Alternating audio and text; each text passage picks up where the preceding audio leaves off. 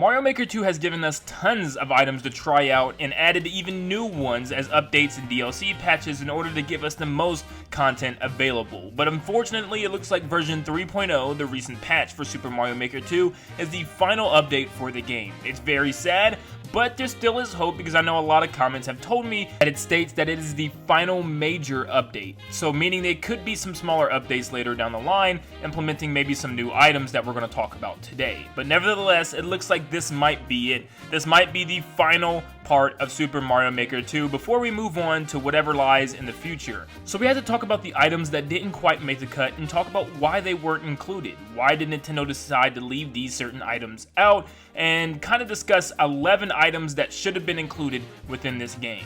Before we get started, like always, if you guys are new to the channel, make sure you subscribe and like the video if you enjoyed today. It helps me out so much, and turn that notification bell to stay up to date on all things Nintendo. Also, if you want to join the official Nintendo Land Discord to talk about Nintendo games with me and the other subs, feel free to look into the description below and click on that link to join. If you do join, you can get your name at the beginning or end of my videos right here on the screen, so feel free to think about that.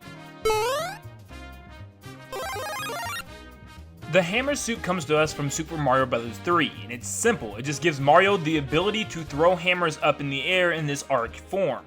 And this item was very useful, but very underplayed as it was very hard to find, and it was actually pretty good once you got it. The range was pretty phenomenal, and you could hit enemies from afar. But why didn't they add this in Mario Maker 2? Well, I'm not quite sure. It's not something that really necessarily is remembered by everybody in the community. It is a really good item, but it's something that was easily forgotten on and really never came back to any other Mario Brothers game in the future, so I could potentially see this as being the reason. You know, the only time we got close was when we could transform into a Hammer Bro from Super Mario Odyssey, and that was kind of the similar form of the hammer suit, but nope, no hammer suit. The blue shell comes to us from New Super Mario Bros. On the original DS. This was a unique power-up that turned Mario into pretty much a Koopa Troopa. He can get in the shell and spin across the stage going extremely fast, and probably was the best for speedrunners. This would be amazing in Mario Maker because the fact that you can, have shells bounce off of walls and shoot out of cannons and stuff, you could probably make a cool little obstacle course for Mario to fly through as this Koopa Troopa type of Mario. But unfortunately, Nintendo didn't pick this, and once again could be due to the fact that Nintendo really hasn't been doing anything with the blue shell ever since that game. Super Mario 3D World has had a moment where you could be inside of a shell, but I think that was only with the boomerang power-up, so that doesn't necessarily count. Now, this one kind of confused me. I understand in Mario Maker you can't really make super small sections for a mini Mario to go through. The smallest section you can make is no power-up Mario when he's just tiny, but I don't know. I feel like it'd be pretty cool to be able to sprint across water and just fly through the air as mini Mario.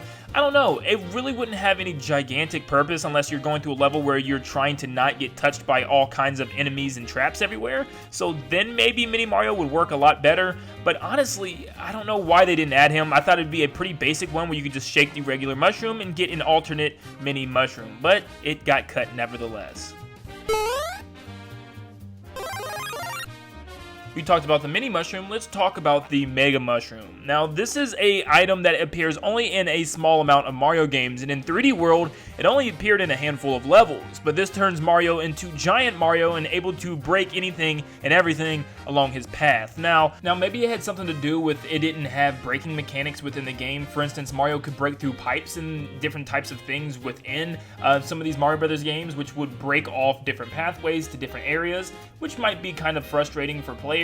Or maybe the game's engine just couldn't run a Giant Mario in a world full of different things added from players. So I really don't know why this wasn't added, but it would have been a cool addition I think everybody could agree on.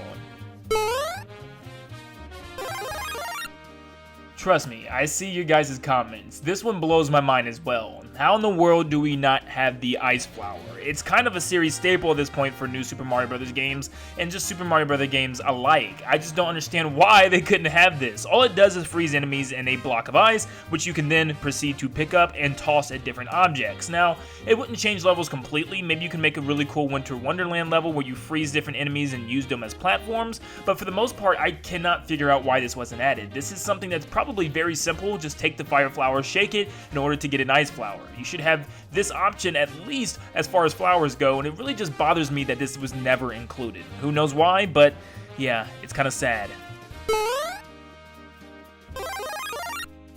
The penguin suit is a suit that pretty much functions the same way the ice flower does. It gives Mario the ability to hit people with ice balls and turn them into blocks of ice, but also it is included with the ability to slide on your stomach and slide across the stage. This would make for a lot of fun, maybe even Mario 64 ice slide remakes where you're sliding down the ice slide avoiding enemies, but it would just kind of be fun just to make sliding levels, and I think this item would work perfect for that. And it's kind of confusing to me once again how this one didn't make it, since it is one of the bigger items from the new Super Mario Bros. Series, so you would think the new Super Mario Bros. U theme would have had this item, but no. Okay, so I know the baby Yoshis are not technically a power-up, but I decided to include them because they kind of act like such. So you got 3 of them. You have Baby Bubble Yoshi, goodness, that's a tongue twister, which he traps enemies in bubbles in order to kill them and move them away from the player. You also have Balloon Yoshi, which actually floats the player up in the air, which we probably will not need because we already have the propeller block. And then you have the Glowing Yoshi, which lets you see in the dark. Now this could be interesting, but currently there's no way to make the stage extremely dark in the ghost houses, so maybe they either add a function to do that and have the Glow Yoshi available, but right now I can kind of see why these baby Yoshis didn't make the cut. There's not much need for them. The gold flower comes to us from New Super Mario Bros. 2, and it's pretty basic. Whatever you touch, whatever you hit with the gold fireballs turns to gold. You get money from hitting enemies, and you can break blocks and turn them into gold. It's actually pretty cool, but I can see there not being a big use for this, as there's no need to collect a lot of coins in Mario Maker unless you're trying to get extra lives on multi-Mario runs or online play. I kind of understand why this one wasn't included. There's no big reason. It would be pretty cool just to devastate a level with golden fireballs, however, but unfortunately it didn't make the cut. The Statue Leaf and Lucky Belle are items that are from the bonus levels of 3D Land and 3D World respectively. They don't do anything majorly different from their counterparts of the regular Belle and regular Tanuki Leaf, but they do give Mario a red handkerchief over his neck. And what does it do? It allows Mario to turn into either a statue with the leaf or a golden statue with the Lucky Belle. And it's actually pretty cool. Maybe you can use it to ground pound super hard blocks and break through them, but for the most part, once again, I can kind of see why this didn't make it. They're not too significant of items and they're only found in bonus levels, but at the same time, how hard would it have been to just shake the regular Belle or the regular leaf in order to get the second version of that? Now this is a pretty cool one. This would obviously be for the 3D World theme only, but the double cherry allows the player to duplicate themselves into multiple different copies. And this would be awesome in Mario Maker. How would this work? Well, it's simple. You would just move in a direction and your copy would follow you. So that way, maybe you could have a Mario at the top and a Mario at the bottom, but you had to move them in certain specific ways so that one didn't get hurt over the other. I think this would have been amazing, and I think this is something that they definitely could have done. Now, they could have had a limit to maybe 3 or 4 Mario copies at a time, but this still could have been really fun. And it could be, again, due to hardware limitations, but we will never know for sure. Yes, I know. We gotta talk about it. The Super Crown. This was just implemented in the new version of New Super Mario Bros. U. Yes, the new version of New Super... This is what Nintendo's doing now. But anyways, this crown can turn Toadette into Peachette, which is like a version of Princess... It's just a long lore. You can find videos of it online. But anyways, this island only works for Toadette, and it allows her to float through the air and also get a little boost so she doesn't die in gaps. So it's kind of just like a help me guide item type of thing. And like I said, it's only for Toadette, so there's really no reason to ever have this in the game. So, in the end of things, just leave this out. I had to bring it up. It was one of the only items that I haven't talked about. We're done here.